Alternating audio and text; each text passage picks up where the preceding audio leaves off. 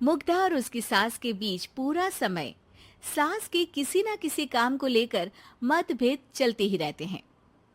बहू, ओ बहू, जरा चाय बना दे। मुग्धा चाय लेकर आती है। ये लीजिए, और कुछ चाहिए? अरे नहीं, बस चाय पीने का मन था। जाओ, तुम दूसरा काम करो। चाय पीने के थोड़ी देर बाद सास दोबारा मुग्धा को आवाज लगाती है। अरे बहू रे, आओ बहू, जरा हलवा तो बना दे, मीठा खाने को मन हो रहा है। इसी तरह मुग्धा की सास पूरा समय कोई ना कोई काम बताकर उसे रसोई से बाहर तक निकलने नहीं देती। कभी चाय, कभी हलवा, कभी पानी तो कभी दूध, हर समय खाने को चाहिए और उसके लिए अपने हाथ पैर बिल्कुल नहीं हिलाने। परेशान किया हुआ है इन्होंने। सास की जबरदस्ती परेशान करने की आदतों से दुखी मुग्धा एक शाम सचिन के साथ अपने कमरे में बैठी हुई बात कर रही होती है। सुनो जी, मम्मी जी की ये जानबूझकर मुझे परेशान करने की फरमाइशों से मैं बहुत फ्रस्ट्रेट हो चुकी हूँ। पूरे दिन में एक सेकंड का आराम नहीं मिलता। रसोई से बाहर कदम रखती नहीं कि बहू ये बना दे, बहुरी वो बना दे। अरे इनकी फरमाइशें चलती ही रहती है। अरे मुग्धा, माँ खाने की शौकीन है, पर उम्र हो चली है, खुद खाना नहीं बना सकती, इसलिए तुमसे बोलती है। अरे तो शौक भी उम्र देख कर रखने चाहिए ना। समझ में नहीं आता, हर समय फेविकॉल का जोड़ लगाए सोफे से चिपके बैठी रहती है। इतना सब डाइजेस्ट कैसे हो जाता है उन्हें? अरे तुम मेरी माँ से इतनी नफरत कैसे कर सकती हो?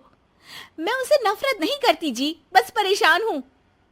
जहां मुग्धा अपने पति से ये सब बोल रही होती है, वहीं उसकी सास भी कमरे के बाहर दरवाजे से कान लगाए सारी बातें सुन रही होती है और अगली दोपहर रसोई में मुग्धा के पास जाती है।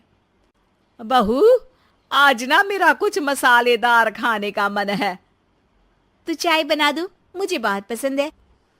अरे ना, ऐसा कर लिट्टी चोखा बना ले। और हाँ, जितना मसाला बातों में मिलाकर पति को सुनाती हो ना, सब्जी में भी वैसे ही डाला करो, खाना स्वादिष्ट बनेगा। सास की बात सुनकर मुग्धा हैरान रह जाती है। मतलब अब पूरा समय मुझ पर हुक्म चलाने के साथ बंद कमरे में हुई पति पत्नी की बीच की बातें भी सुनती है? अरे बात जब मेरी थी तो सुनने में क्या दिक्कत है? ये कहकर सास वहां से चली जाती है। अरे अब तो हद पार हो गई। इस तरह से तो ये मेरा जीना मुश्किल कर देंगी।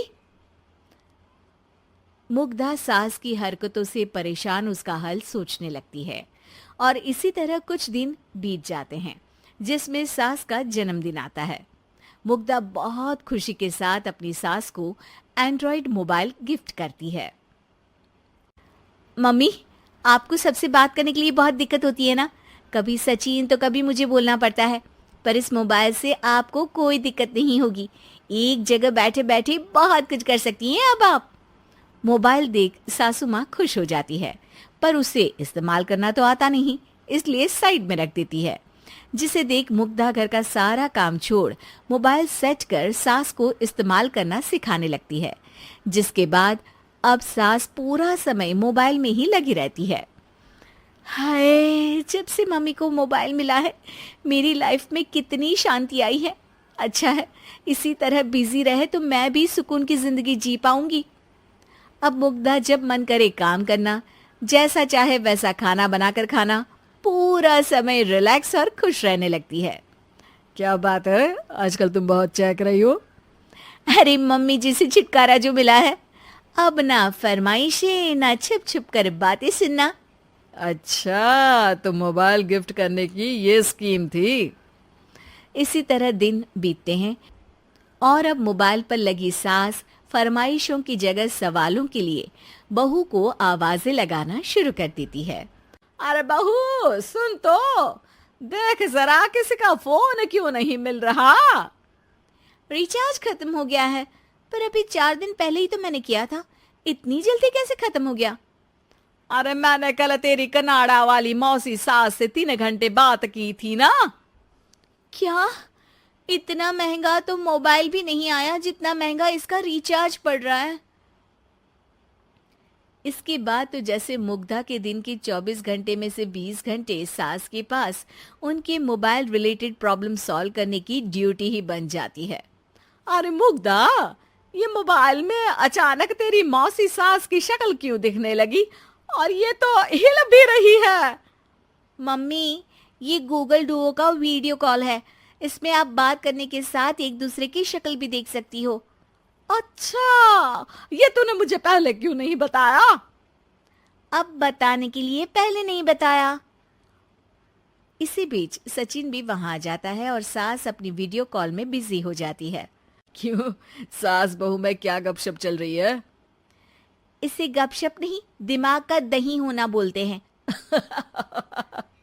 पर तुम तो मम्मी को मोबाइल देकर बहुत खुश थी, फिर क्या हुआ?